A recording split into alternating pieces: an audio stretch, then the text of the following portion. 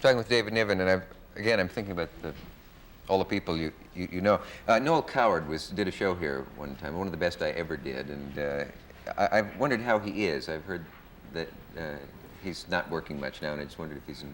Oh, I saw it. He comes the day after Christmas, always. He comes up and sees us. He's fine. He's got leg trouble, but he's in great shape. Funny as ever. Yeah. And he's godfather to my eldest son. And instead of giving him a silver spoon or something, he gave him a huge silver cocktail shaker, on which was written, "Because my godson, dear, I rather think you'll turn out like your father." He's a rather special man. And then he had a moment. You know, it was a long time before he got recognized and knighted and all that business. And that's right. My theory always was this, and it happened, and it's true, that Noel went through a period when he was very royal, and he loved princesses.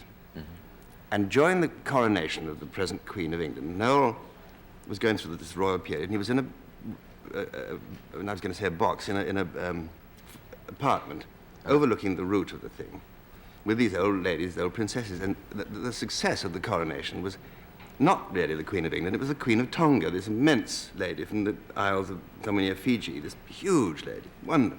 And it was pouring with rain, and she was waving to the crowd, and everybody loved her.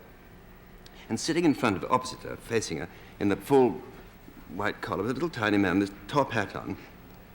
And one of the princesses said, "Mr. Coward, who is the little gentleman sitting opposite Her Majesty, the Queen of Tonga?" And Noel said, "Her lunch."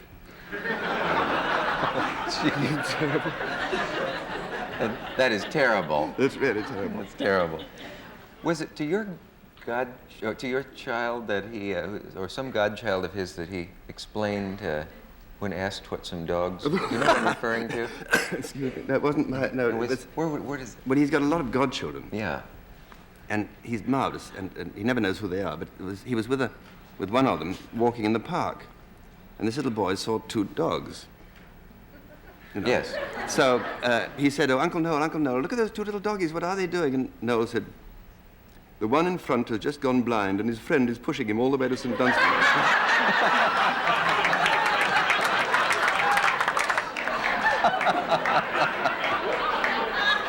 Oh, wouldn't it be nice to have a mind that worked that well and worded it so well? That's really good. That's really good. I don't know if I should follow that up by asking you about your own... no, I guess we have to wait a little longer now. It's not past midnight yet anyway, so we'll let your virginity wait a while, which is something you failed to do, but never mind. Touch of Groucho Marx there. Have you ever thought about the fact that you might have a slightly self-destructive streak or worried about it? I know there's one point in the book where you were really taking your chances with heads of the studios in Hollywood. And I'm thinking of the times with, what was Harry Cohn, but Sam Goldwyn before that. Well, you actually said, "I wonder if maybe I should have gone to a psychiatrist about this." Well, I behaved like an absolute idiot. I was under contract to Goldwyn for 15 years, and then he started me off from nothing. I couldn't get a job anywhere. I'd never been an actor. I mean, he started me off. And then I don't know what happened. I mean, later on, I got lucky, very, very lucky indeed, very quickly, much too quickly. And I think I began to believe the Goldwyn publicity. I thought I was really God's gift to the movie business, you know. I started telling Goldwyn how to run it and what to do with it. And I was fired, of course, after a bit. But Harry Cohen was a very ferocious man, I thought, who was the head of Columbia. And Errol Flynn and I shared a house together, which was kind of an unreliable moment in my life. And Flynn had a yacht called the Sirocco. And we used to go in the Sirocco to Catalina. And one day we were coming back, and we saw this big motor cruiser slopping around in the Catalina Channel, waving, you know, problems. So we go, but it's Harry Cohen sitting in there.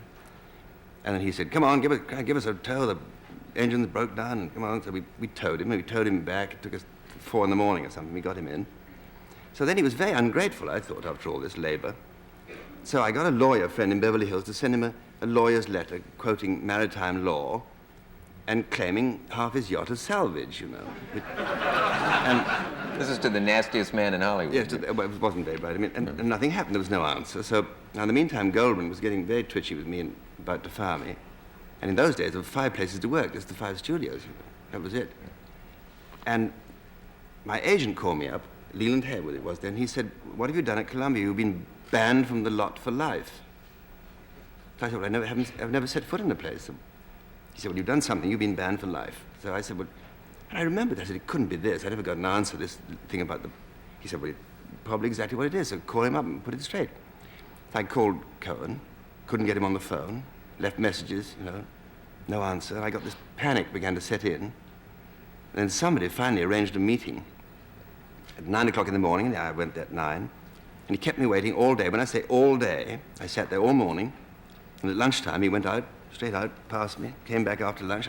I was chicken. I was frightened as hell. Thought I was through, you know. Sat there all day. And finally, at 7 o'clock, Mr. Cohen will see you now, and I go in there. He said, what do you want? And I said, well, Harry, you know, do you remember that day that Errol and I had saved your boat? And he said, I remember it. And I said, well, did you get that letter from the lawyer, the funny letter about the thing? He said, yeah, I got it. You want to apologize?